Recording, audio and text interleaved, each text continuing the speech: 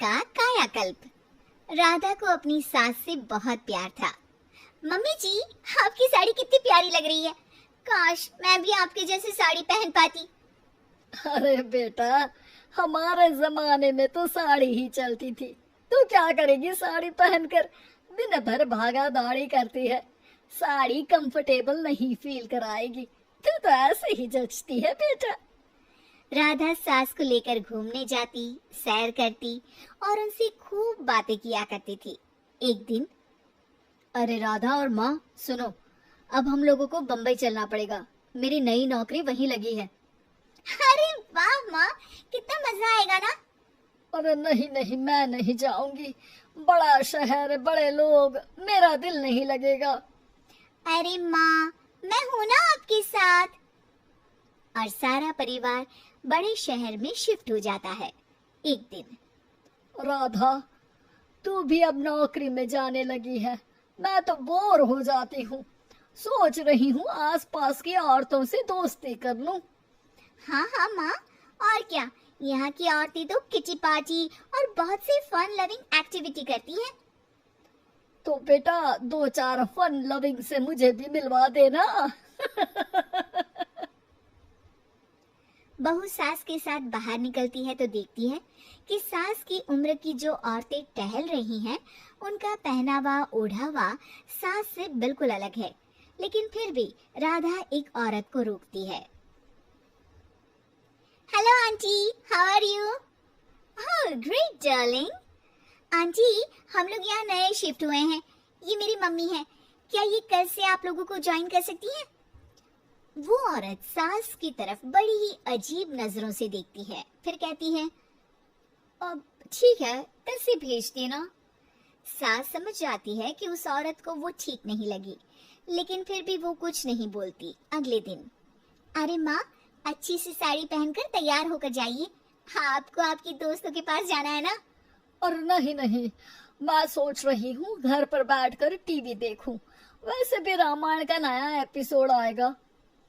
नहीं माँ, आप जाओ ना, लोगों से मिलो, बात करो, अच्छा लगेगा। ना चाहते हुए भी सास उन लोगों के पास जाती है, लेकिन सभी सास से बुरा व्यवहार करते हैं। सास मुंह लटकाकर घर आ जाती है। बहू समझ जाती है कि सास को कुछ हुआ है। वो रोज सास को पार्क में भेजती, लेकिन सास रोज मुंह लटकाकर वापस आ जाती। क्या हुआ माँ, आप बाहर जाकर खुश नहीं होती हैं? अरे बेटा, खुश तो हूँ, लेकिन क्या माँ? आपको तो लोगों से मिलना, बातें करना अच्छा लगता था। मैं देख रही हूँ कि आजकल आप बाहर से आती हैं तो परेशान सी दिखती हैं। सास कुछ नहीं कहती, अपने कमरे में चली जाती है। अगले दिन राधा चुपके से सास के पीछे पार्क में जाती है। हेलो, कैसे हैं आप लोग? एक औरत मुंह बनाकर साइड हो जाती है। सभी एक दूसरे से बात करती हैं, लेकिन राधा की सास साइड में चुपचाप अकेली बैठी रहती है। राधा घर आती है और सास के वापस आने का इंतजार करती है। सास मुंह लटकाकर घर आती है। अरे मम्मी जी, तब से इंतजार कर रही हूँ, जल्दी तैयार हो जाइए, मार्केट जाना है। राधा सास को लेकर बाजार जाती है और उन्हें कुछ मॉडर्न कपड़े दिलाती है। अगले दिन सास उन कपड़ों को पहनकर पार्क में जाती है। Oh my God, you are looking gorgeous. Beautiful top. कहाँ से लिया? Hey, मेरे घर में कल किटी है, तुम जरूर आना। अजीब औरतें हो तुम लोग। मैं रोज आती थी, तब तो तुम लोग सीधे मुंह बात भी नहीं करती थी। आज इन कपड़ों को देखकर तुम मुझे घर बुला रही हो। लेकिन सुनो, अब मुझे तुम लोगों से कोई बात नहीं करनी और ना ही दोस्ती करनी है। अरे, तुम तो बुरा मान गई। वैसे दोस्ती नहीं करनी थी तो ये कायाकल्प क्यों किया? ये मेरी बहू ने किया है। मैं यहाँ सिर्फ ये देखने के लिए आई थी कि तुमको मुझसे समस्या है या मेरे कपड़ों से। कपड़े तो बदले जा सकते हैं। अच्छा चलो, जो भी हो, अब हम लोग तुम्हें अपने साथ रखने को तैयार हैं। लेकिन अब मुझे तुम लोग नहीं पसंद। ये बोलकर राधा की सास वहाँ से चली जाती है। वाह माँ जी, आज तो आपका चेहरा खिला खिला सा लग रहा है। लगता है आपकी सहेलियों ने आपको अपना लिया। हाँ, वो तो अपनाना ही था। दिखावे वाली जो है वो, मेरे कपड़े बदलते ही उनका दिल बदल गया। लेकिन आज मैं उन्हें मना कर आई, अरे क्यों माँ जी? क्योंकि उन लोगों को मुझसे नहीं मेरे कपड़ों से दोस्ती करनी थी।